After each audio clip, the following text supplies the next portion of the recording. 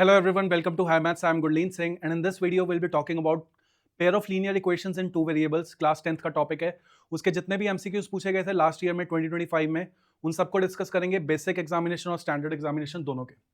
So first question is x is equal to 1 and y is equal to 2 is a solution of the pair of linear equations 2x minus 3y plus a is equal to 0 and 2x plus 3y minus b is equal to 0. Then a और b के बीच में हमें relation derive करना है. सो पहली equation जो है 2x minus 3y plus a is equal to 0, इसमें x को 1 और y को 2 पुट कर देते हैं तो we get 2 minus 6 plus a is equal to 0, तो a की वैल्यू आ गई 4. सिमिलरली अब यहाँ पे x is equal to 1 y is equal to 2 दूसरी इक्वेशन में अगर पुट कर दें तो we get 2 plus 6 minus b is equal to 0. So b की वैल्यू आ गई 8. सो हमें यहाँ पे क्लियरली दिख रहा है कि twice of a is equal to b. b जो है that is twice of a, which means B option should be the right answer, that 2a is equal to b. So कुछ इस तरह से हम ये वाला क्वेश्चन टैकल कर लेते हैं. उसके बाद नेक्स्ट क्वेश्चन देखते हैं. The value of p for which the equations px plus 3y is equal to p minus 3. So सबसे पहले तो इनको स्टैंडर्ड फॉर्म में हम लिखते हैं. तो px plus 3y minus of p minus 3 is equal to 0 and 12x plus py minus p is equal to 0. ये दोनों इक्वेशंस के इन्फिनिटली मेनी सॉल्यूशंस हैं. इन्फिनिटली मेनी सॉल्यूशंस का मतलब है कि a1 upon a2 is equal to b1 upon b2 is equal to c1 upon c2. So that is the condition for infinitely many solutions. p by 12 is equal to 3 by p होगा. p square की value यहाँ से 36 आएगी, p की value plus minus 6 आएगी. Also हमारे पास p minus 3 upon p के equal भी ये वैल्यू होनी चाहिए, विच इज क्लियरली सीन कि अगर हम p की वैल्यू 6 पुट करेंगे सिर्फ तभी ये वाली कंडीशन सेटिस्फाई होगी, माइनस 6 पे कंडीशन सेटिस्फाई नहीं होगी. So which means B option should be the right answer. So कुछ इस तरह से हम इस टाइप के क्वेश्चंस को टैकल करते हैं. अगला क्वेश्चन देखते हैं. The line represented by the equation x minus y is equal to 0 is parallel to the x axis, parallel to the y axis, passing through the origin, passing through the point 3,2. अब line जब भी parallel to x axis होती है तो उस line को हम equation को y is equal to b form में लिखते हैं. पैरेलल टू y एक्सिस वाली जो लाइन होती है उसकी इक्वेशन को हम x is equal to a form में लिखते हैं. पासिंग थ्रू ओरिजिन वाली जब भी लाइन होती है सो उसमें ओरिजिन पुट करके 0 आ जाना चाहिए, मतलब सेटिस्फाई हो जाना चाहिए, जो कि इस केस में हो रहा है. 0 minus 0 is equal to 0 and passing through 3/2 हम चेक कर लेंगे कि 3 माइनस 2 की जो वैल्यू है that is not equal to 0, which means this is also wrong. So यहाँ पे इस फॉर्म की इक्वेशन तो नहीं है. So therefore the only possibility will be C option, passing through the origin. The equation of the line parallel to the x-axis and at a distance of 3 units below the x-axis. So एक line है जो x-axis के parallel है और x-axis से 3 units नीचे है. तो अगर x-axis से 3 units नीचे है उसकी इक्वेशन हम लिख सकते हैं y is equal to minus 3. So y is equal to minus 3, C option should be the right answer, क्योंकि इस लाइन के ऊपर जितने भी पॉइंट्स होंगे उन सबके y coordinates will be equal to minus 3.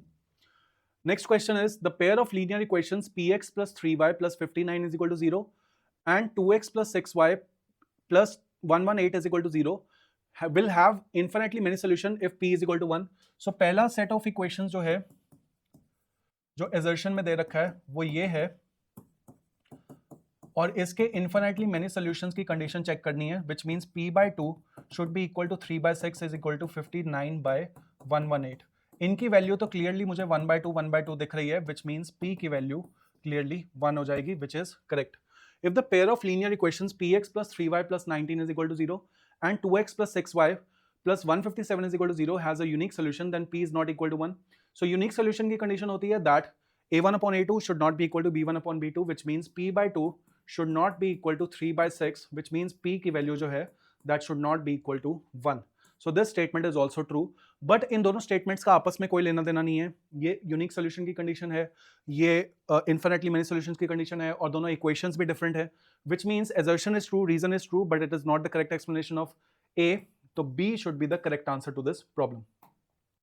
The value of K for which the system of the equations have infinitely many solution. अब infinitely many solutions के जो nature of solutions के क्वेश्चन है उसमें आपके 70 to 80% question infinitely many solution के ही होते हैं. तो यहाँ पे अगर हम देखें 6x plus 7y 6x plus y minus 3k is equal to 0 and 36x plus 6y minus 3 is equal to 0. इन दोनों के हमारे पास इन्फिनिटली मेनी सॉल्यूशंस है. सो a1 upon a2 which means 6 by 36 is equal to 1 by 6 should be equal to minus 3k upon minus 3. सो इसको solve करके हम clearly देख सकते हैं कि k की वैल्यू 1/6 आएगी। B option should be the right answer. Next question पे आता है, the system of equations have, तो किस टाइप के सॉल्यूशन है? इसको अगर हम सॉल्व करें तो वी गेट x की वैल्यू -12, इसको अगर हम सॉल्व करें तो y की वैल्यू आ रही है 5/3। So x is equal to -12, y is equal to 5/3। ये दोनों क्या रिप्रेजेंट करेंगे? These two will represent two lines. x is equal to -12 जो है वो यहाँ से पास करके जाएगी, y इज इक्वल टू 5/3 यहाँ से। They will have one solution, ये दोनों परपेंडिकुलर लाइन है, and they will have a unique solution which is -12, 5/3, which means A option should be the right answer, unique solution. Next question is, for what value of P, pair of linear equations 2x plus 3y is equal to 4. So 2x plus 3y minus 4 is equal to 0. And P plus 2x plus 6y minus 3p plus 2 is equal to 0 will have infinitely many solution. So infinitely many solutions की condition है 2 upon p plus 2 is equal to 3/6. So इसको अगर हम solve करें, we get p plus 2 की value 4, which means p की value 2. हम check कर लेते हैं whether this is satisfying the next condition as well. 3 upon p plus 2, 3p plus 2.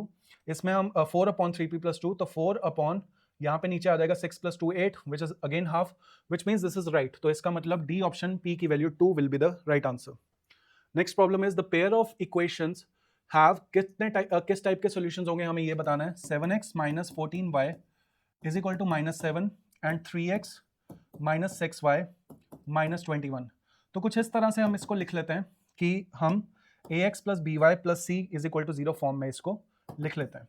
अब इसके अगर हम देखें तो a1 upon a2 is 7/3, b1 upon b2 is 14/6, which is again 7/3, but c1 upon c2 जो है that is 7 upon -21, तो which is 1 upon 3 with a negative sign. अब मुझे यहाँ पे दिख रहा है a1 upon a2 तो इक्वल है b1 upon b2 के, बट c1 upon c2 के इक्वल नहीं है, which means the condition is for no solution. तो इस pair of linear equations का no solution हो जाएगा. Next question is, the value of p for which the system of equations is consistent is what? तो consistent equations के लिए क्या condition होती है? consistent equations के लिए हमें पता है कि consistent होने के लिए या तो उसके इन्फिनिटली मेनी सोल्यूशन होंगे या यूनिक सोल्यूशन होंगे, मतलब उनके सॉल्यूशंस एग्जिस्ट करने चाहिए। तो रीजन एक बार पढ़ लेते हैं। The system of linear equations a1x plus b1y is equal to c1, a2x plus b2y is equal to c2 will have infinitely many solution with consistent if a1 upon a2 is equal to b1 upon b2 is equal to c1 upon c2। बिल्कुल सही reason है। तो एक बार assertion को भी पढ़ लेते हैं। तो assertion में है 2x plus 2y plus 2 is equal to 0। तो यहाँ पे हम अगर देखें a1 upon a2 की वैल्यू है 4/2, c1 upon c2 की वैल्यू है 8/2 which is equal to 4, और यहाँ पे इसकी वैल्यू है 2। सो p upon 2 की वैल्यू क्या होगी? p upon 2 की वैल्यू बेसिकली इसके इक्वल नहीं होनी चाहिए। सो अगर p की वैल्यू 4 नहीं होगी तब उसका यूनिक सोल्यूशन आएगा। ऐसा क्यों? इसकी वैल्यू इक्वल भी तो हो सकती थी। अगर इसकी वैल्यू इसके इक्वल होगी, this is not further equal to 8/2 which is 4। तो 2 की वैल्यू अगर 4 के इक्वल नहीं हो सकती, which means इसके नो सोल्यूशन आएंगे अगर ये दोनों इक्वल होंगे। तो a1 upon a2 should not be equal to b1 upon b2। तो अगर ये इक्वल नहीं है तो p की वैल्यू 4 नहीं होनी चाहिए। सो विच मीन्स assertion जो है वो गलत है and reason is true. Very good question. तो अगर आपको समझ में नहीं आया प्लीज कमेंट कीजिए, मैं दोबारा इसको समझा दूंगा। Next question is, if 0,0 is a solution of this equation then the value of c is what? So 0 plus 0 is equal to c minus 1। बस x और y दोनों को 0 पुट कर देना था, तो c की वैल्यू 1 आ जाएगी। B option is the right answer. For what values of k does the system of equations kx plus 2y is equal to 3 and 2x plus y is equal to 5 have a unique solution? तो equations हैं kx plus 2y minus 3 is equal to 0 and 2x plus y minus 5 is equal to 0. So unique solution के लिए k upon 2 should not be equal to 2 upon 1, k should not be equal to 4. So k should not be equal to 4, C option is the right answer. Next question, the value of m for which the lines are parallel। अब parallel lines के लिए हमें पता है कि no solution की condition होती है parallel lines। So this equation and minus 3x plus 2y minus 16 is equal to 0। ये जो दोनों equations हैं ये equations parallel हैं, मतलब parallel lines को represent कर रही हैं। तो 14 upon minus 3, so minus 14 upon 3 should be equal to m upon 2, should not be equal to minus 20 upon minus 16। ये इसके इक्वल तो बिल्कुल नहीं है, तो इसको इसके इक्वल होना चाहिए, which means m की वैल्यू होनी चाहिए minus 28/3 क्रॉस मल्टीप्लिकेशन से। So C part is the right answer. This is the last question. The value of k for which the system of equations is inconsistent। Inconsistent का मतलब वही होता है no solution। 3x minus 7y minus 1 is equal to 0, kx plus 14y minus 6 is equal to 0। अगर ये inconsistent है then a1 upon a2 should be equal to b1 upon b2 should not be equal to c1 upon c2। तो यहाँ पे मुझे दिख रहा है दिस वैल्यू इज -12, तो k की वैल्यू -6 हो जाएगी, which is further not equal to -1/6। So A option should be the right answer. So जैसा कि हमने देखा पेयर ऑफ लीनियर इक्वेशंस में मोस्टली जो क्वेश्चंस थे 70 to 80% वो नेचर ऑफ सोल्यूशन से आए थे।